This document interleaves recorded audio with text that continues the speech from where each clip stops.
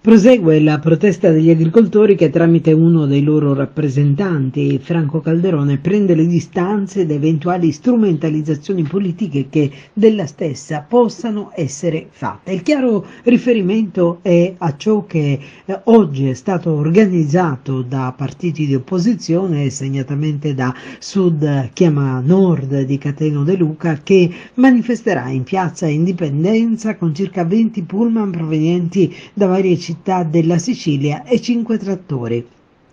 Ma Calderone afferma che gli agricoltori non presenzieranno perché non vogliono alcun vessillo politico e ci va giù anche duro. Noi non andremo alla manifestazione di mercoledì, dice. La parte politica che organizza farebbe bene ad utilizzare i luoghi preposti per legiferare. Devono lavorare all'Ars invece di protestare in piazza contro se stessi.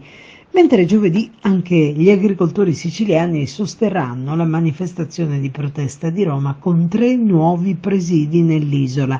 Domani dunque un sit-in alle 10 sotto la sede della prefettura di Caltanissetta, poi dalle 8 alle 20 in via della Resistenza ad Enna e un altro presidio è previsto allo svincolo della 19 Palermo-Catania di Tremonzelli, con trattori e mezzi agricoli che continueranno a simboleggiare la protesta.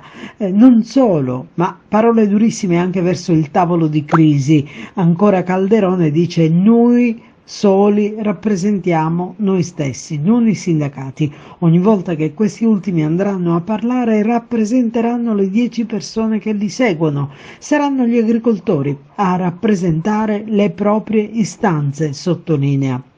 Disconosciamo il tavolo di crisi e la modalità che non funziona. Ci hanno convocato, conclude, se noi siamo sulle strade un motivo ci sarà e la protesta continua.